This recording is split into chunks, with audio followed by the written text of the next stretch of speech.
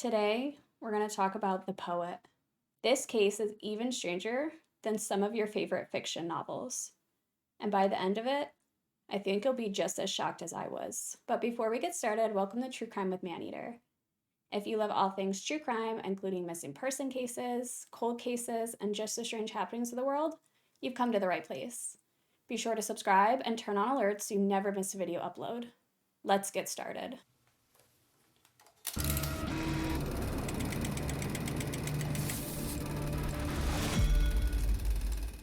In October of 1946, 16-year-old Ruth Finley was at her home in Fort Scott, Kansas, when a man opened her screen door and grabbed her from behind. But Ruth was a fighter. She would shove her fingers into his eyes as he was tearing at her clothing. The last thing Ruth remembered was watching this man heating a flat iron on the stove, and when she woke up, she had first-degree burns on both of her thighs. Of course, the newspaper covered the crime at the time, and they said that she was assaulted by a sex maniac. Unfortunately, this wouldn't be the first time this man would come after Ruth. Nearly 3 decades later, in June of 1977, Ruth Finley was now a 47-year-old woman and an employee at a telephone company. She had 2 grown sons and a husband. On that day, in June of 1977, Ruth had actually had a very traumatic day. During that afternoon, her husband Ed had been doing some work outside, and he seemingly collapsed of a heart attack. Fortunately, Ed was alive and in the hospital, which meant Ruth was home alone. As she's home alone, she turns on the radio, but unfortunately, that didn't bring her much comfort. Every station was talking about the BTK killer. And then, as she switched the channel and she put on some more mellow music to calm her nerves, her telephone rings. And I'm sure this was jarring, and I know we all know that feeling of being home alone, and maybe we feel a little uncomfortable, and we just feel a little bit on edge. And considering she had just had a very traumatic day, I would suspect that she was on edge. And as she's listening to the radio, the phone rings, and it just pierces through that radio.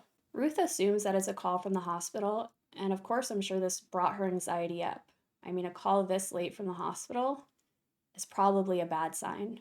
So Ruth answers and she says, "Hello."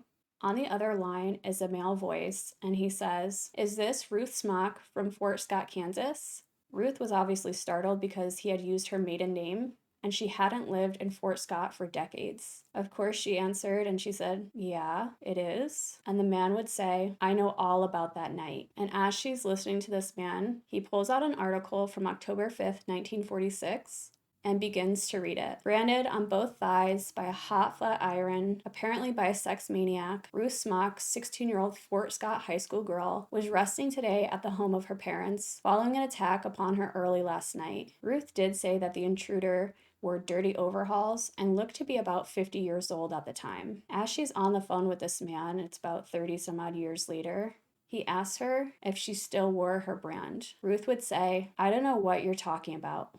The man would go on to say that he worked for a construction company that was tearing down old houses in Fort Scott, and he found a number of yellowing newspapers in the walls. And he said that article was one of them. And then he began to blackmail her. He basically said that if she didn't give him money, he would spread the news of her teenage attack, and then he claimed he knew where she worked. Apparently at this point, instead of calling the police and maybe making a police report, she slams the phone down and she goes to bed and sleeps for the next 10 hours.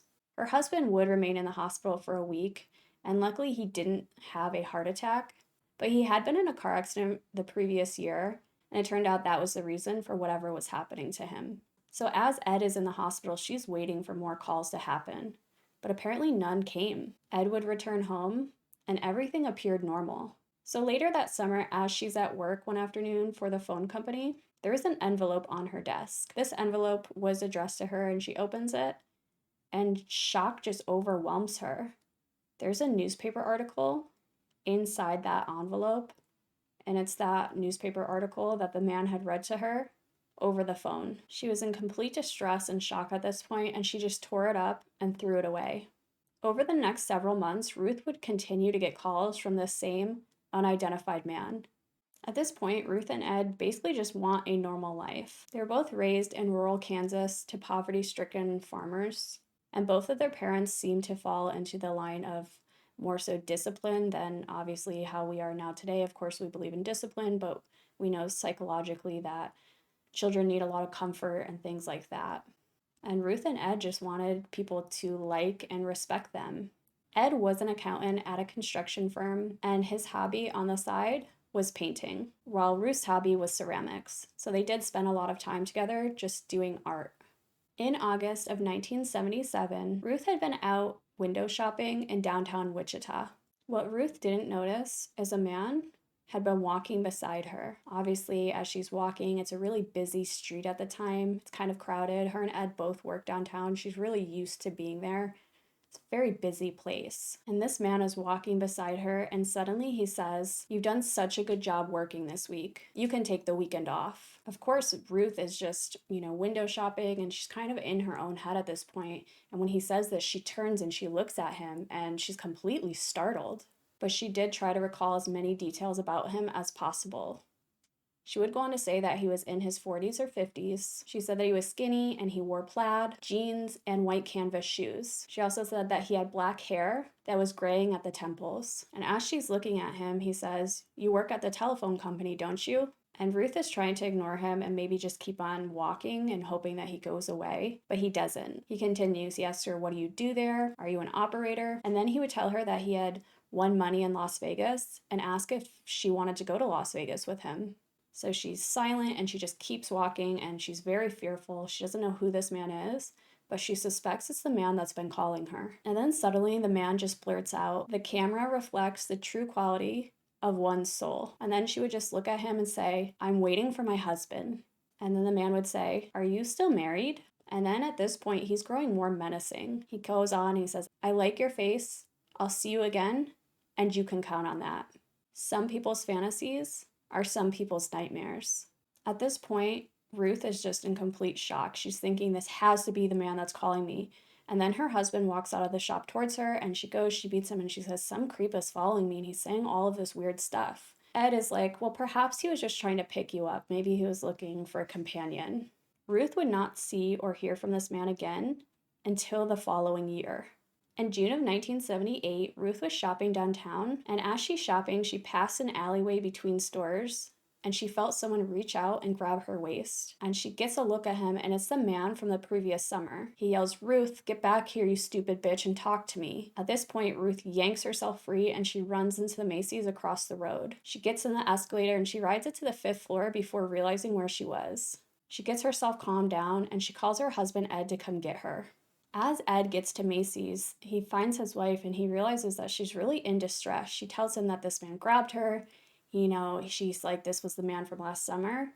And then she finally tells him about the phone calls. Of course, at this point, Ed is deeply worried about his wife. He didn't realize the phone calls were happening. He didn't really think much about the stranger last year until now, when the stranger obviously physically attacked her. So he convinces her to go to the police station to file a report. At this point, police couldn't do anything. They don't know who this man is. I mean, he did assault her, but they really have nothing to go on. And then in October, Ruth would receive a piece of mail that would completely startle her. On an envelope, her name was written in tall black letters. She sits down at her table, she's having a cup of coffee, and decides to open it. Inside the envelope was one piece of paper, and written on it was, "Fuck you, fuck the police, fuck the telephone company." It also said, "Give me money or you will get hurt." At this point, Ruth is terrified, and she's just waiting for her husband to come home so she can show him the letter. When he comes in the door, Ruth hands him this letter and he says, "This is bad. We have to go to the police." So they went back to the police and filed another report. So on November 6th, Ruth and her husband Ed do go to the police department, and this letter is taken very seriously because the BTK killer is known to write letters, and they're concerned that the serial killer perhaps is stalking her. And so police ask her basically, the same questions. Do you have any enemies? Do you know anybody that would want to hurt you? Are you having an affair? All of that stuff. And Ruth and Ed are both like, "No, we don't have enemies.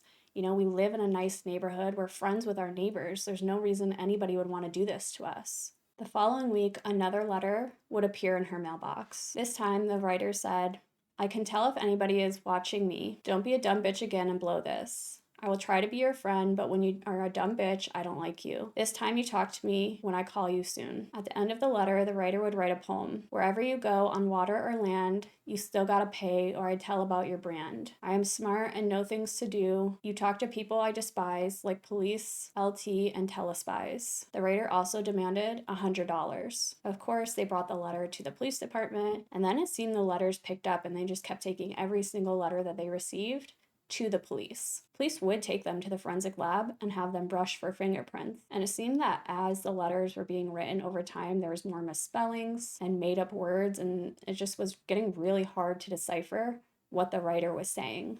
At this point, Ruth actually began to type up clean copies of the letters to give to detectives. She was deciphering them and handing them over to detectives so that they could read them. In these letters, the writer talked a lot about Ruth's brands because she had been attacked that night, and he, kept writing about that quite often. Around this time, the phone calls increased. And when Ed would pick up, he was met with a dial tone, but when Ruth picked up, she was met with that male caller. Eventually, the calls would stop, and Ruth and Ed kind of, had a sigh of relief that maybe this stalker is going to move on. Unfortunately, that wasn't the case. On November 21st, 1978, it was a really cold and wet and miserable day. Ruth had been running errands downtown on her lunch break, and as she was leaving a greeting card shop, her path was suddenly blocked by a blue and green Chevrolet. And as Ruth is suddenly blocked by this car, she froze in place and she's looking at this man who had confronted her twice when she was walking and he wouldn't leave her alone, and then grabbed her the second time. And he asked her, "Have you got my money?" And then he kicked her in the shin. Of course, she falls over in pain and grabs her ankle. And this man grabs her, shoves her in the back seat of his car. And then he climbs in next to her and slams the door. She would say that there was a man on the driver's seat and he was drinking from a bottle in a paper bag. And Ruth's attacker would call this man Buddy. She would note that the door handle inside the car was broken and she couldn't get out. She would say on the floor was a gas can, pieces of concrete, chains, and rags. She said the car's left rear window was covered with plastic and the torn up dashboard was crisscrossed with white tape. The man would demand her purse and she handed it over and she just tell him, like, please let me go, just take whatever you want. And he takes her money and then he finds a safe deposit key. And she says that he screamed, "We've struck it rich."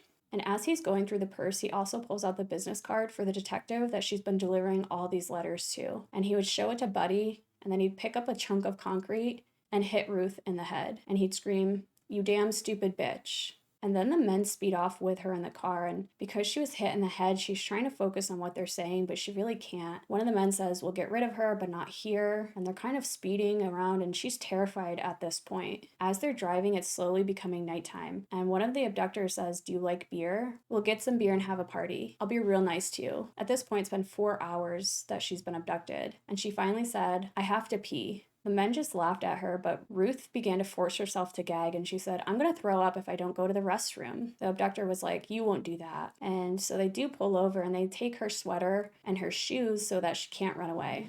So they get to a small park and they take her out of the car, and Ruth's abductor says, "This is going to be fun," as they're walking into the park. He said, "I'll watch you and you'll watch me. Doesn't that sound like fun?" Ruth was walking next to him, but she did have her purse, so she kind of slipped her hand in her purse and grabbed that can of mace. And when they reached this little lake, the man let go of her arm and he began to use the restroom. At that point, she pulls out the can of mace and she sprays him, and then she runs for her life.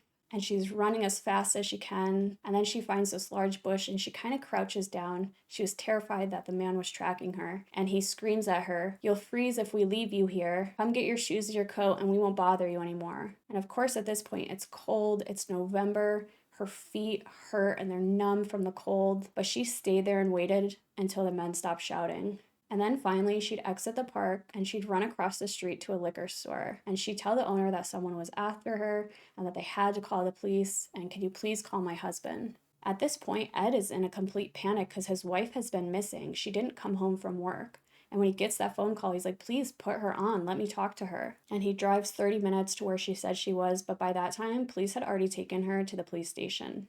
At the police station, she would tell the detective that they did steal her $315 paycheck and a $100 US savings bond. At this point, the investigator is really concerned that the BTK killer might be part of this. They noticed some key words in the letters from the BTK killer and the letters being sent to Ruth. The following day, the detective would go to that park, and he would find Ruth's shoes and sweater and trace her footprints, but he didn't find any other clues. They would locate every 1964 Chevy that they could find, but that didn't lead to any suspects.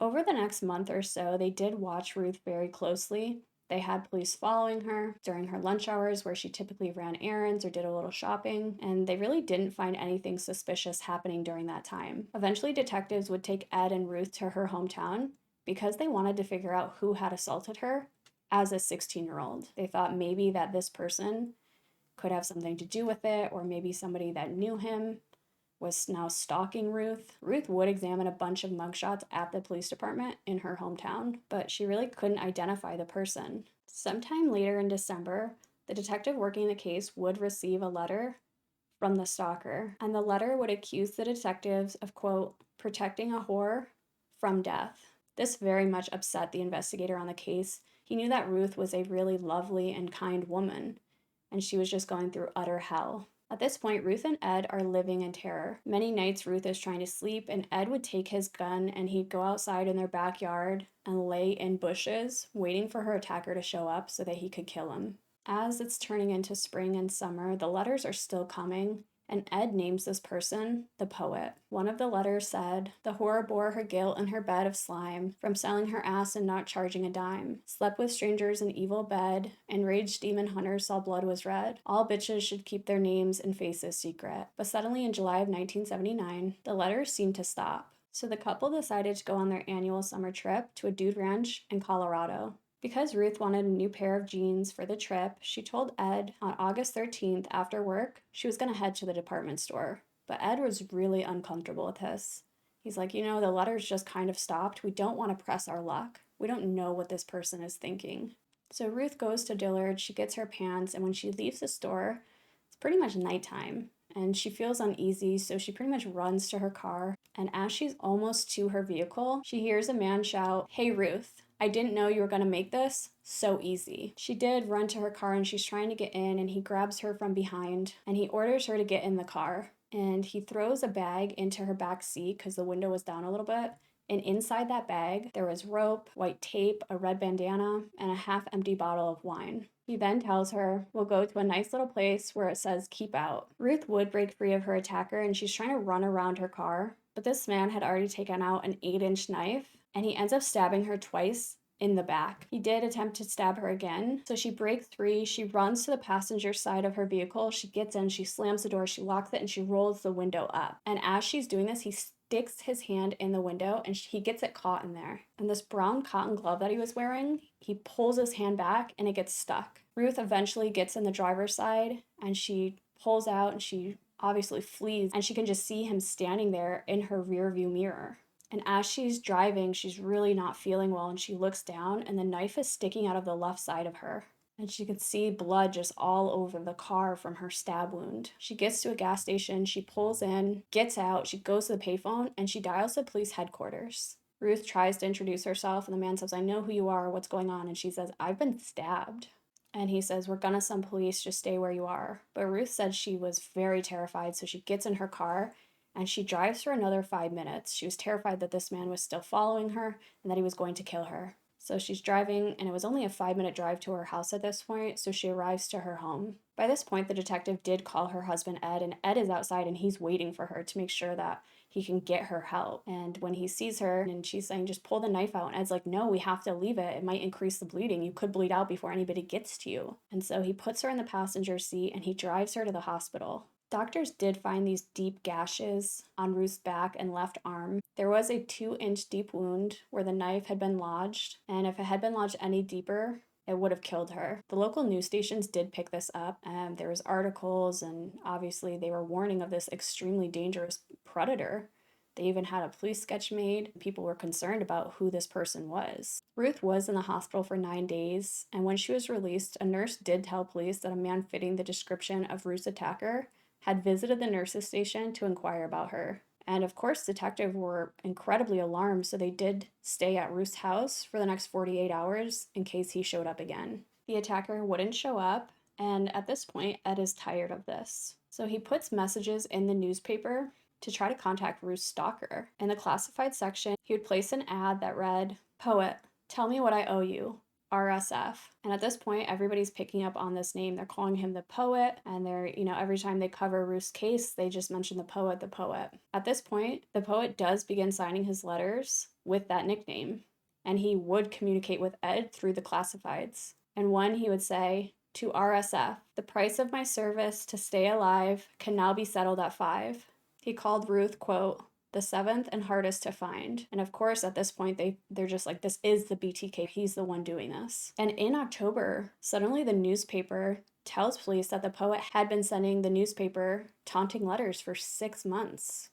One of them read, "If any had a brain, no one would have pain. Good or evil, my secret shall not be known. I unnoticed go my way. I may just prosper for one day." And then in another one, he made a reference to BTK and said, "Make sure you don't confuse the executioners again." The newspaper would publish the sketch of the poet, and about 25 people called in to say that they know who this person is, but it really didn't lead to anything. At this point, the public is incredibly upset at the police. And police are taking this serious. They're talking to any people convicted of kidnappings or sexual assaults. They're really working the case. But by this point, the stalker is now terrorizing Ruth at her home. One evening, she heard these loud and scary sounds coming from her garage, and the next morning when she woke up, there was a note from the poet on her porch. And the note said, "A fucked up childhood causes anger and hate. Players of games are forced to wait." Police would ask Ruth to undergo hypnosis to try to figure out who this person was. They just had no leads and they weren't getting anywhere. During her hypnosis, she would yell, "I want out of the car, I want out of the car." But really no new details emerged from her sessions. But a psychiatrist did claim that the poet had serious emotional and mental problems and that he was most likely had psychological treatment and had probably been in a state institute. He said that the poet's letters showed signs of high intelligence. On Christmas Eve, Ruth and her husband Ed realized that their phone lines had been cut for a second time. And at this point, the phone company does come and puts the lines underground for them. Ruth and Ed then beef up their security. They had surveillance cameras, they had an alarm on their gate in the backyard, and the detectives were assigned for 24 hours a day to monitor this new surveillance system at Ruth's home. In January of 1980, Ruth would make a call to the police to say that the poet had called her at work and that he left a package at her job. So police race over and they open this package, and inside, they're completely shocked. In the lobby's phone booth, they find a 12-inch blade wrapped in a red bandana. 2 witnesses would report that they saw a man at the phone booth who did look like the police sketch of the poet. In that box was also a letter that said, "Shut your eyes and think of the 12-inch blade. Will you remember the hole it made? Dream of me and obey my commands. Think of me with a knife in my hands." A little after Valentine's Day, she received another letter that stated, "Here's to you a tender Valentine, red with blood and tied with twine. Nothing too much for a Valentine, gone here by whim of mind." Included was a strip of red bandana, and it said, "I'm about ready to start telling about you now. It will just be your word against mine." At this point, Ed is driving his wife to and from work every day. Investigators had pretty much interviewed 300 suspects but had no leads, so they decided to use Ruth as bait. Investigators decided to put Ruth in a bulletproof vest and let her walk around downtown, where about 8 plainclothes police officers would be watching her. But nothing turned up. Nobody attacked her, nobody followed her. The poet seemed to elude police at all stops. At this point, the poet was sending letters not just to Ruth and police and the newspaper, but to a ton of businesses in Wichita. He would send out more than 50 letters in a 6-month period. One letter told a local mortuary to contact Ruth about its services, saying that she would require them soon. There was letters sent to gas and electric companies, basically telling them to turn off utilities at Ruth's home. The health department was contacted, and they were told that Ruth was spreading venereal disease. The DMV was asked to confiscate Ruth's license because of her hazardous and dangerous driving habits. Ruth's bank was ordered to transfer all of her money.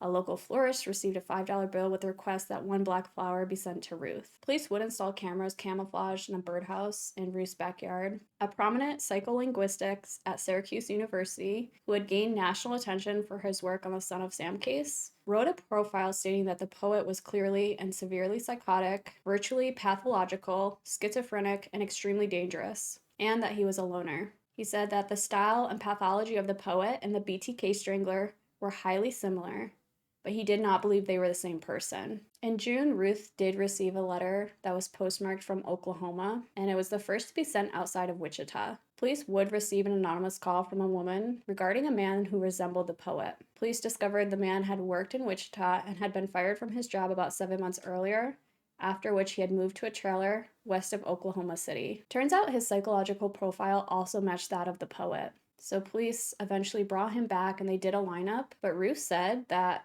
although there were a lot of physical similarities, this was not the right person. By this point, the poet continued to harass Ruth and her husband. He left an ice pick and a bottle of urine on their front porch, a bag of feces. He left a Molotov cocktails and broken glass on the Finley steps, broke the lock on their gate, sliced their garden hose. He left firecrackers, cigarettes, hair, matches, and trash in their mailbox. She also found a rock wrapped in the poet's signature red bandana in the backyard, along with a pair of wire cutters. During Christmas, as Ruth and Ed were watching television in their basement, the wreath hanging outside their front window was set on fire. The heat from the flames cracked open the window, which sounded in a loud boom, and both of them ran upstairs. Ed knocked it down. He began to hit it with a baseball bat, and then after he got the flames out, he grabbed a pair of garden shears, and he just ran into the night screaming that he was going to kill the poet. In March, the poet said he was going to kill Ruth on St. Patrick's Day at a parade, and then on April Fool's Day, pieces of concrete were flung onto their front porch. Chief Richard Lemunyan was a very well-liked administrator, and he gave detectives free rein over his case. But at this point, he was facing a lot of questions, and he wouldn't intervene on the case. He said that his detectives, they had it and that they were going to figure it out. But on September 4th, 1981, the detective on the case would take a letter to the chief, and the poet said in this new letter he was going to kill the chief's wife, Sharon. And he said he knew Sharon's car and the past she drove home from work. And at this point, he was so angry and offended and fearful for his wife that he took a personal interest in the case. So that weekend, he took all the files home on the poet, and he just pored over them all weekend long. And by the end of the weekend, he knew who the poet was. On Friday, September 11th, he brought 16 detectives into a windowless basement room, which was used in case of natural disasters. He wanted the meeting to be completely confidential. He took his seat, he looked at his officers, and he says, "The poet is Ruth Finley herself." And of course, he's looking at his men who are in complete shock, but they don't have time to ask questions before he starts telling them why. So he makes this list and he says, there had never been a single witness to any of Ruth's encounters, even though they all occurred in public places. They live on a dead-end street with little traffic, yet no neighbors or police officers have ever spotted the poet, nor any footprints were discovered.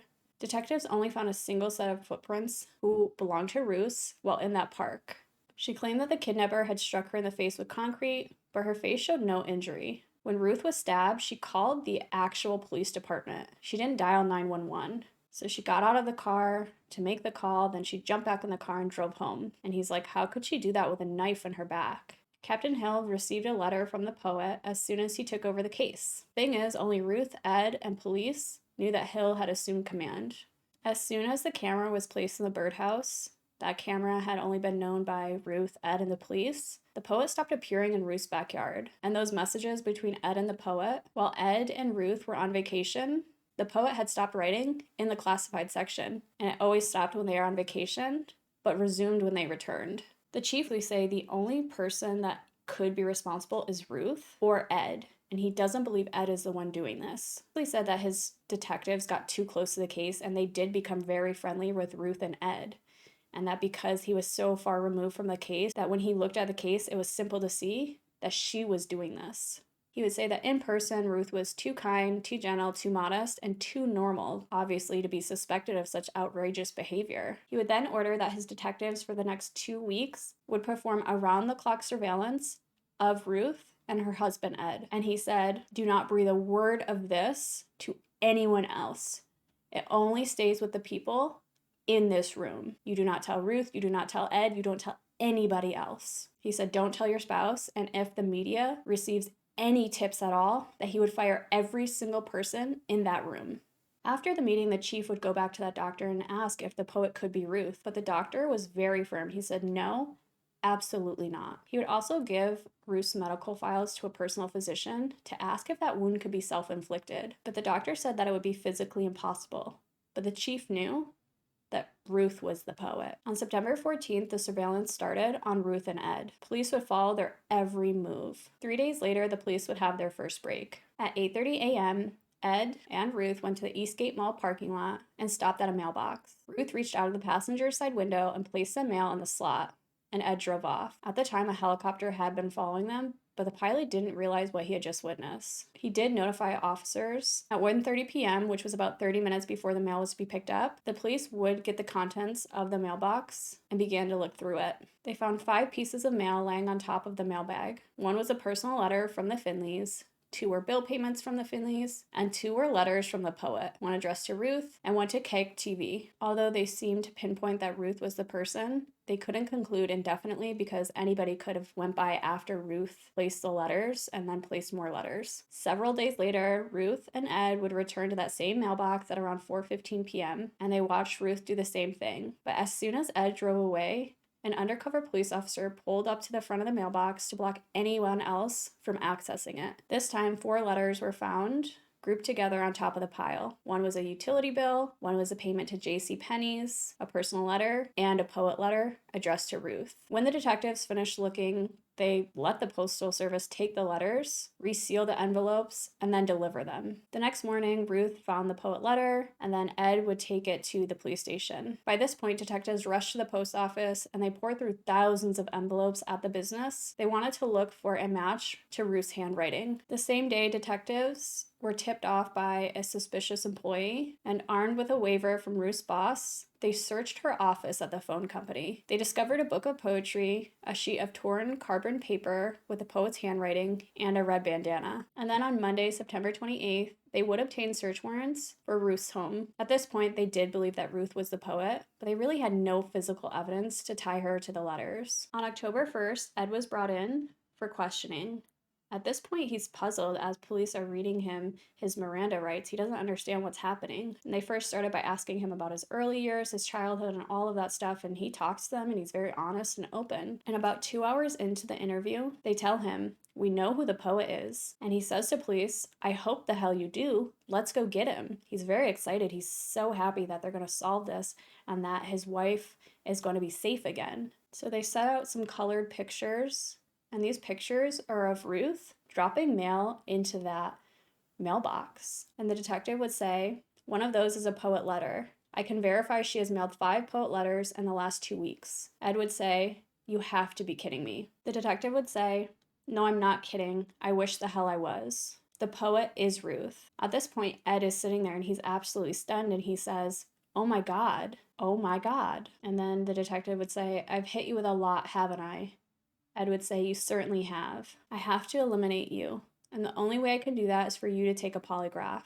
Ed would say, "That's fair." They tested him for about an hour, and he did pass. Afterwards, Ed would take the detectives to his home and let them search it. They would discover a book of poems titled Maniac and Other Poems, pencils, pens, letters, carbon paper, a ruler guide, a writing tablet, and pieces of a red bandana. At around 5 p.m. that afternoon, they went to Ruth's work and asked her if she could come to the station. Of course, she went, and as they get her into the investigation room, the detective says, "Ruth, either you or Ed could have done every one of these."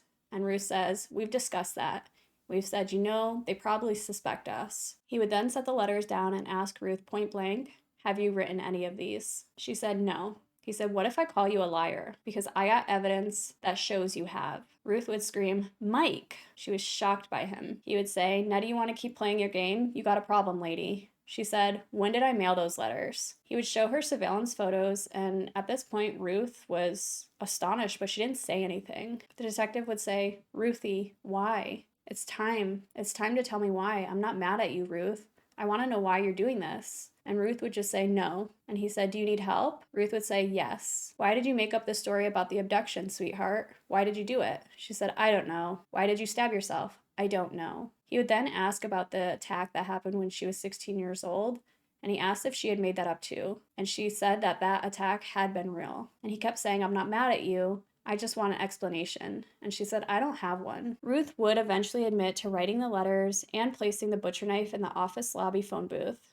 She'd left the ice pick, urine, and feces on the porch. She'd siphoned gas for the cocktails from her car. She said that on the day of her abduction, she'd taken a bus to Twin Lakes, then walked to the river to leave her sweater and shoes for the police to discover. And as she's telling them the details, Ruth basically says she wasn't sure they were real. She said that she was just telling them the most logical possibilities, that she had no memory of the acts she was describing. The detective would say, "Ruth, there's no hard feelings between you and me." And she said there should be. The detective would ask, "Did you intend to hurt anybody?" And she said no. She said Ed never knew and that there's not a nicer person anywhere than he is. I can never face him again. He would say, "How do you feel, Ruth?" And she said, "I wish I was dead." The detective would say, "Ruth, right now the world has come to an end, but it hasn't. Do you think you need to see a doctor now?" And she said, "I am sure I do. I must be crazy." He said, "You are just ill. You only have a disease just like other diseases in the body." They would bring in the psychologist that had previously hypnotized Ruth, and as he entered the room, he said, "Hi, Gail. Would you like to look at me? What would you like to do now?" And she said, "Go home, just die." He would say, "My feeling is that if you let someone help, in a few months you will be back at work and you will live a normal, happy life." Ruth would say, "I tried to figure out what was wrong, but I couldn't stop it." Ruth was sent to St. Joseph's Hospital and placed under 24-hour-a-day psychiatric watch. At this point, authorities were trying to decide whether or not they should press charges because they had spent $370,000 on this case. But after reviewing her psychological report, the district attorney announced that he would not be pursuing criminal prosecution because her actions as the poet were not malicious. On Friday, October 26, Ruth gave her first public statement since confessing to the police. She said, "I think I may have died and gone to hell. I think I'm coming back though." 7 days later, she entered a twice-a-week therapy, and in therapy, she began to talk about her Depression-era childhood on a farm, and during her therapy, she would compose lengthy poems, which is how she expressed her emotions. After 3 months, Ruth and the doctor uncovered the source of Ruth's terror. When she was a girl, an adult neighbor and family friend had used the red bandana to tie her up. Later, he would take her to his barn, shove the bandana in her mouth, and sexually abuse her. He would continue to do this for almost a year. The doctor would basically say to cope with this trauma that she didn't realize she had for over 40 years, the poet emerged, and it wasn't perhaps a split identity or personality, but an alternate consciousness. Ruth would spend the next 7 years in intensive therapy. During this time, Ed did stick by his wife's side, and so did their children. They just firmly believed that she needed help. Eventually, she would tell her story to a local news station and do an interview. And I guess from that point forward, she lived a normal, healthy, and happy life. She would never. You did. Do you remember setting fire to your own house? No, that's one thing that I'm not sure I did because I was in the basement with my husband.